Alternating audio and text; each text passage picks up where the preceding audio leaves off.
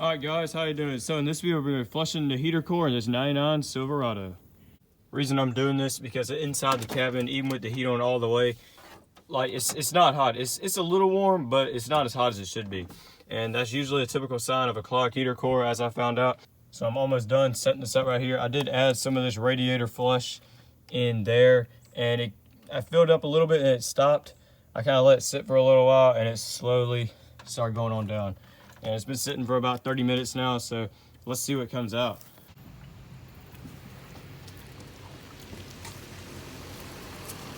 Oh my gosh. Look at that. That is disgusting. I think this is full of stop leak. Oh my gosh. It's starting to clear up now.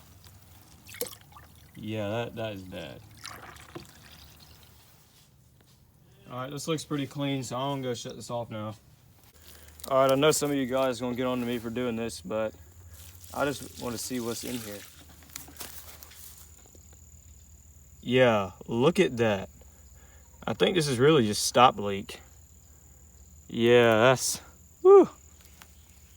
That is disgusting. So yes, y'all, even though you flush the cooling system and you don't think your heat's hot, definitely flush out your heater core, because yeah, that is really bad. All right, so I just got all that stuff all back together. Put some orange antifreeze in it, even though it had green in it. Probably not the smartest thing to do, but it'll be fine.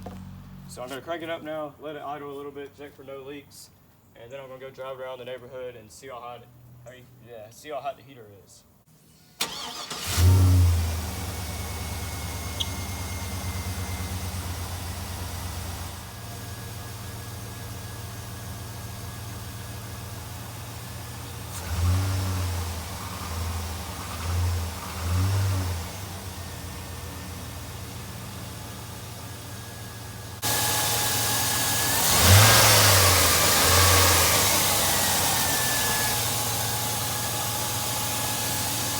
Alright, so I'm just casually driving around right now.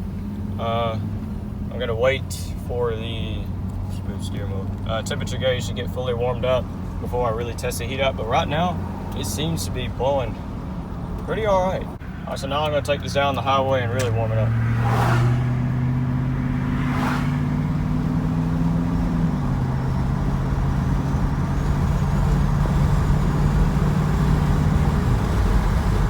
Alright, so I'm back now and the engine is officially warmed up. So heat's all the way on. I do need to replace the blower motor resistor because when I put on 5, it cuts off. And I'm also going to be replacing the cabin air filter as well. But yes, that is way better. So yeah, if you don't think you're getting enough heat, flush out your heater core because it really does work. And both hoses are hot when I put my hands on them. So we're going to be putting a new cabin air filter in and a new blower motor resistor. All right, so in order to take it out, we just got to remove this bolt back here, 7/32. Granted, I did take this out before to clean it, so it looks in better condition than what it was before. It was all kind of crap coming out. But yeah, that's disgusting. There we are, there they are. Really dirty. Now let's put the new one in. Be sure you put it in the correct airflow way. Guys, I do not know how Chris Fix films all this stuff. Really give him credit because don't tell him what he has to go through to make good videos like this. Put this little thing in here.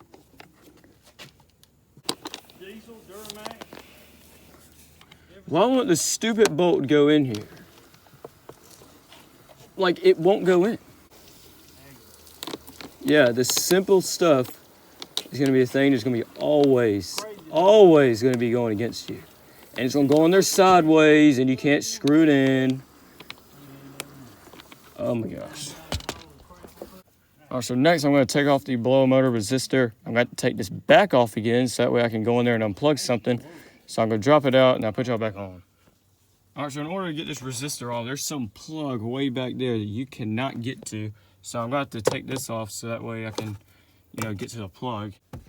All right, so finally got that bull crap off because you just have enough room to get the ratchet and your fingers in there. So yeah, let's pull this down. Should just pull down. Why is it not doing it? Hallelujah, finally got it off. So I'm gonna put this one in. I'm not gonna bother filming it because it's literally a reverse procedure. And yeah, we should be good. All right, finally got that on there after a bit of wrestling about.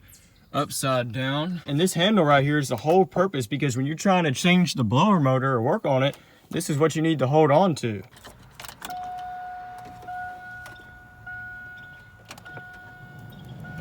All right, so that's on 1, 2, 3, 4, 5. Boom. That works beautiful. All right, so now let's stick these filters back in. All right, so I just checked this blend door actuator and it's gonna need a new one of these. It goes all the way to there and stops and won't go over there anymore. I tried to break it loose, it would go all the way back over here. It's fine between here, but once it gets on max height, it just stays on there. And yeah, so I'm just gonna put vice grips on there so that way I can manually do it. Just for right now until I get a new one. So hope you liked this video. If you did, click all the buttons that YouTubers say to click. If you didn't like this video, click on thumbs down twice. And y'all should see me in the next one.